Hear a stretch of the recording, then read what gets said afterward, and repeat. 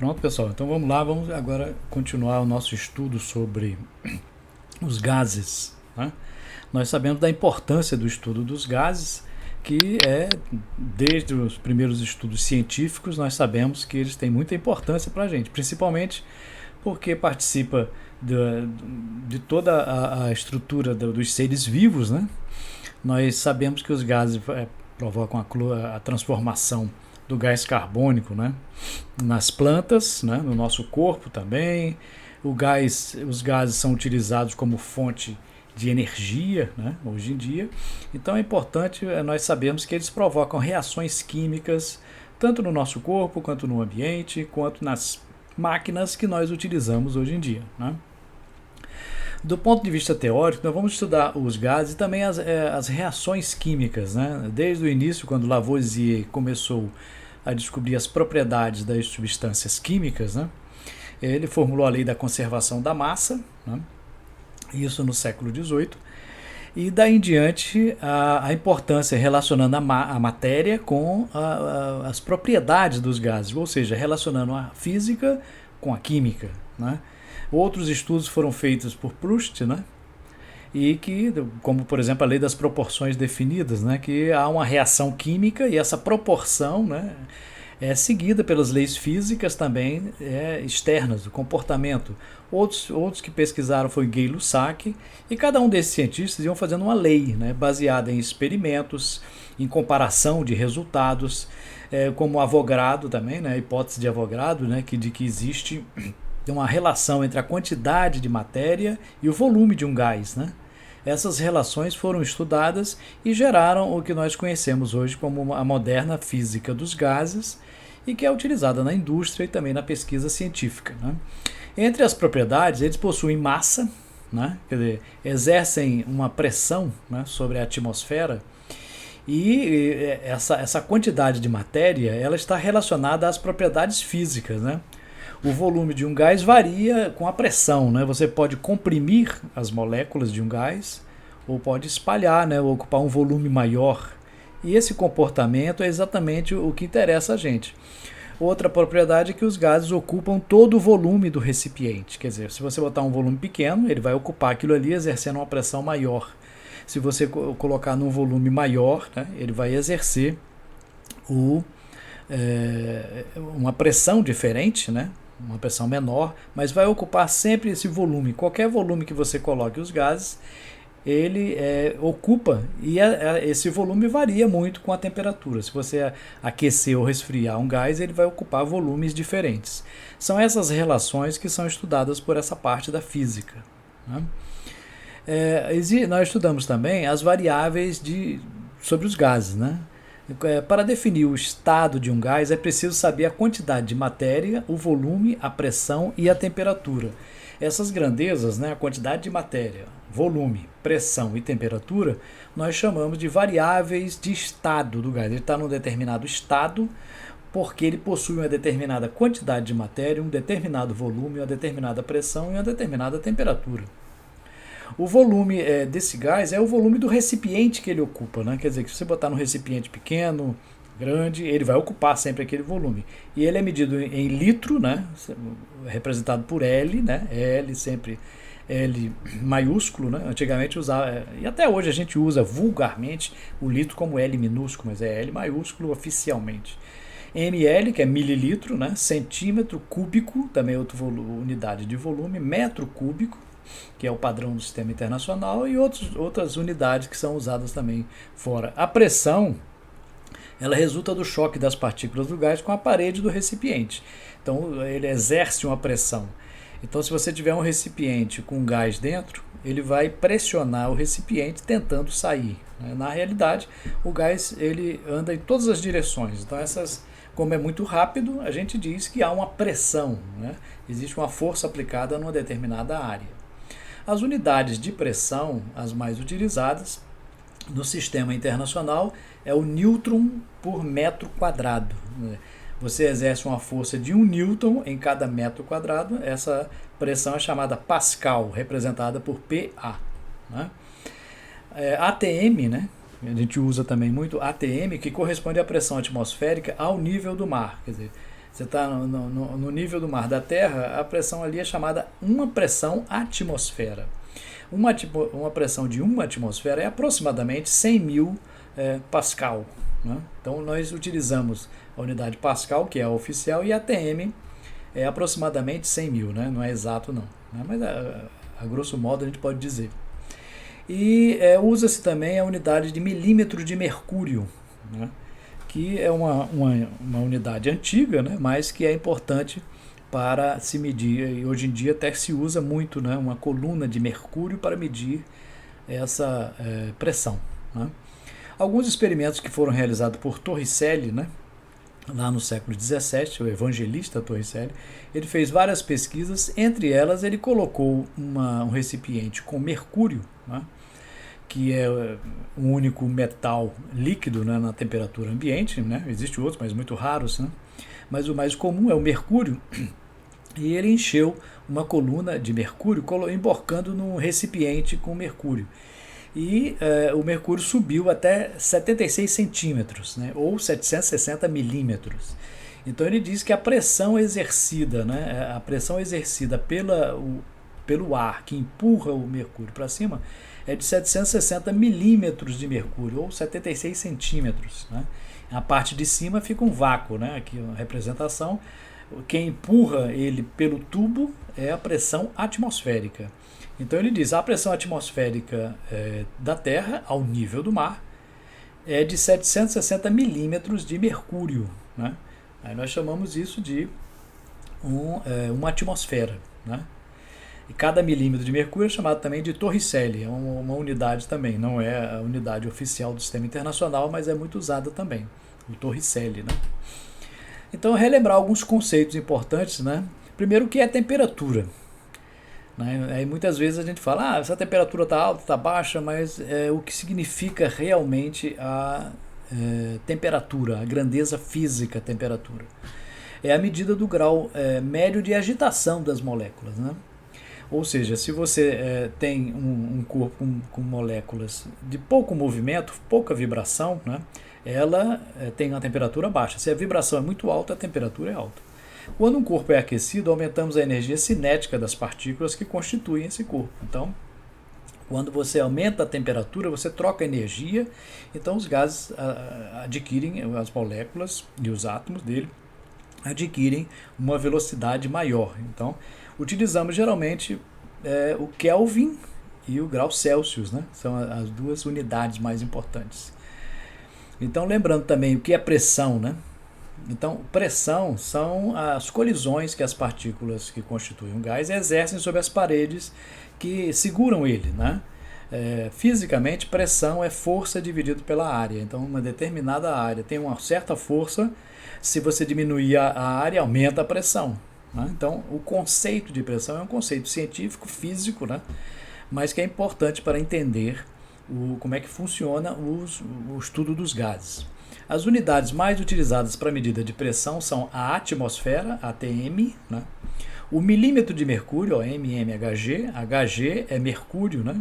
O símbolo do mercúrio, Hg, vem de hidrálidos, né? H com H, hidrálidos, né? Hidrálidos. Então, milímetro de mercúrio, o Pascal, entre outras, né? A pressão de 760 milímetros de mercúrio é uma atmosfera.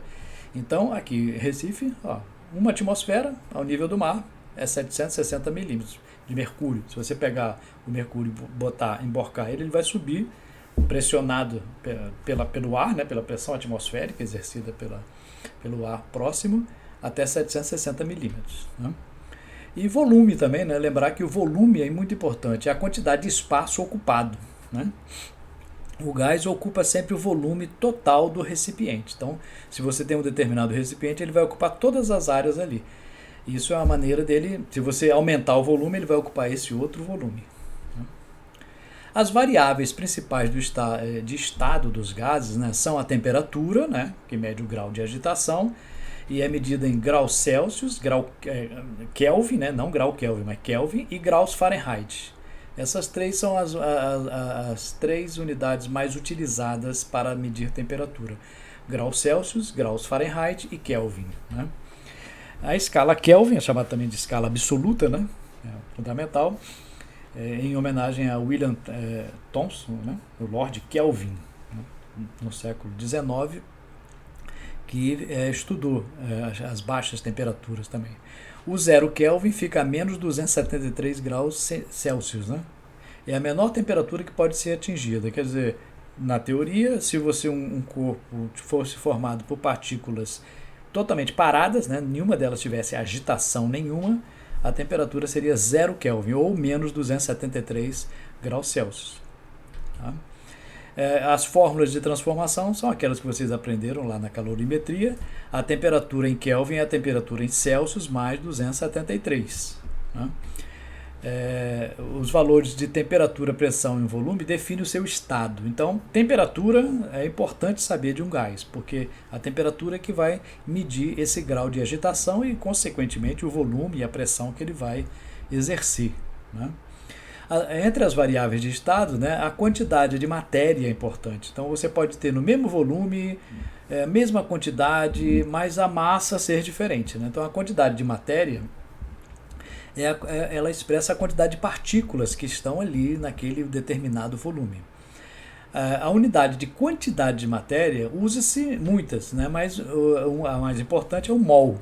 Então, mol é a quantidade de matéria existente em um sistema que tem tantas partículas elementares quantas são os átomos contidos em 12 gramas de carbono 12. Parece complicado isso, né? Mas é uma referência. Então, quando a gente fala mol, né, a gente quer dizer uma quantidade de matéria equivalente a 12 gramas de carbono, carbono 12, porque existe o carbono 14, mas o carbono padrão que a gente usa é o carbono 12, ou seja, a massa dele, a massa atômica é 12. Então, antigamente usava-se o oxigênio como referência ou o hidrogênio, mas hoje em dia a gente usa o carbono 12 pela sua estabilidade, né? Então, se você tiver uma massa equivalente a 12 gramas de carbono, você tem 1 mol. Se você tiver 24 gramas, é equivalente a 2 mols. Então, a quantidade é medida geralmente em mols. Né? Para calcular essa quantidade em mols, como é que a gente faz? A quantidade de partículas que encontramos em uma substância na fase gasosa, nós podemos encontrar ela da seguinte maneira. Quantas partículas tem ali? Quantos mols tem ali? Você pega a massa do gás e divide pela massa molar, né? Ou seja, a gente faz uma medida da quantidade de mols que tem ali. A quantidade de mols é a massa dividida pela massa molar daquela substância. Ou seja, se for, por exemplo, H2O, né? 2 hidrogênios e 1 oxigênio. Nós temos, então, uma quantidade de equivalente, né? Que é o tipo de matéria que está ali, é uma quantidade equivalente proporcional à massa molar da H2O. O H2O tem 2 hidrogênios e 1 oxigênio. O oxigênio é 16, com mais 2 hidrogênios, 18. Então, 18 gramas seria a massa molar. Nessa equação aqui, se eu tivesse, por exemplo, 500 gramas, né, de H2O, seria 500 gramas aqui em cima, e a massa molar da água que é 18 gramas. Então, isso pode ser calculado, né? Existem também alguns conceitos importantes, que é a CNTP, né? Condições normais de temperatura e pressão. Então, CNTP significa condições normais de temperatura e pressão. Essas condições são 0 grau Celsius, ou 273 Kelvin, né? Equivalente, e a pressão é de 1 atmosfera. Então, se você tiver a 1 atmosfera e 0 graus Celsius, essa é considerada padrão. Nessas condições padrão, né, o volume de 1 mol de qualquer gás é 22,4 litros, é o volume ocupado por um gás. Então, é a tentativa de fazer uma referência, e depois essa referência ser comparada com o estado em que um outro gás esteja. Né? Existem várias transformações, né? Por exemplo, transformação isocórica ou isométrica. A variação de pressão com a temperatura a volume constante. Então, essa transformação isocórica ou isométrica, o próprio nome já está dizendo, isométrica, é o mesmo volume, as mesmas medidas, né? É chamada lei de Charles. Você coloca, por exemplo, numa panela de pressão, você está cozinhando ali, a panela de pressão ela não aumenta de volume, ela prende, né? Ela é bem forte, né? Feita de paredes de metal, e nessas paredes você tem ali, não deixa aumentar o volume, então o volume é constante. Então nessas transformações são chamadas de isométrica ou isocórica. Tá? E quem fez esses estudos foi o Charles, lá também no século XVIII, né? 18 para 19. Né? E se a gente fosse representar matematicamente, significa que a pressão é proporcional à temperatura, só que essa relação é inversa. Né? A pressão 1 sobre a temperatura 1 é a pressão 2 sobre a temperatura 2. Ou seja, se você muda de um estado 1 para o estado 2, por exemplo, você está nessa panela aqui, né? Se o volume ficar constante, então a relação pressão sobre temperatura permanece constante. Então, digamos que você marca uma determinada hora da panela, ela está com volume constante. Para aquela pressão, nós temos uma determinada temperatura. Se daqui a meia hora nós teremos uma outra pressão e uma outra temperatura, mas essa relação permanece constante. P1 sobre T1 é igual a P2 sobre T2. Tá? Nós podemos ver também assim, alguns exemplos, né, em que ocorre. Por exemplo, você tem um spray aqui. No spray, internamente, né, a pressão é constante. O volume é constante e tem um gás lá dentro. Quando você aperta aquele pitocozinho, o que acontece? O gás que está sob pressão dentro sai. Quando ele sai, ele se expande e muitos deles trocam calor. Trocando calor, muda a temperatura, fica mais frio. Né? Então, o que ocorre geralmente com um aerossol é que varia o volume. Estava num volume fixo, constante, está estabilizado. E quando sai, né, a mistura dispersa e aumenta o volume. Esse volume vai ser diferente. Então, essas variações é que são estudadas, né, nessas leis que nós estamos vendo agora. Então, as leis da física de gases, né, ela verifica o quê? Como é que o volume varia com a pressão e com a temperatura. Então, ó, volume, pressão e temperatura são as três grandezas de estado. Então, existem várias leis, uma para cada uma. Por exemplo, a variação de volume com a pressão à temperatura constante é a lei de Boyle-Mariotti. Né? Então, o Boyle e o Mariotti estudaram a relação que haveria entre o volume, né, de um gás e a temperatura e a pressão. Se você considerar a temperatura constante, o que acontece com a pressão e o volume? É essa relação que eles descobriram. Né? Então eles verificaram na lei de Boyle-Mariotti, em que quando a temperatura é constante, ou seja, a transformação é chamada isotérmica. Iso quer dizer igual. Térmica, temperatura, igual. Então a mesma temperatura. Quando a temperatura é a mesma, tem que variar o quê? A pressão e o volume. Né? Lembre-se que são três grandezas: pressão, volume e temperatura. Na transformação isotérmica, a temperatura fica constante. O que é que varia então?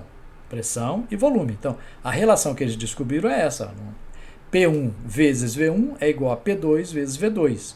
Ou seja, se você mede a pressão e o volume num determinado momento, né, em que a temperatura é constante, e depois de um tempo você medir novamente a pressão, mudou a pressão, muda o volume, mudou a pressão, muda o volume, de maneira que o produto é constante. Se você determinar a pressão e o volume num estado, você vai poder determinar a pressão e o volume em outro estado também. Colocando no gráfico, fica uma curva assim assintótica ao eixo P e V. Né? Então, se você fizer essas medidas, você vai verificar uma coisa que permanece constante. É o produto da pressão pelo volume, se a temperatura permanecer constante. Né? Então, sob a temperatura constante, o volume ocupado por uma determinada massa gasosa é inversamente proporcional à sua pressão. Quer dizer, enquanto aumenta um, diminui o outro. Por isso que essa curva aqui no gráfico. Né? Um outro tipo de transformação é a transformação isobárica. Iso é igual. Baros quer dizer peso, né? Pressão. Né?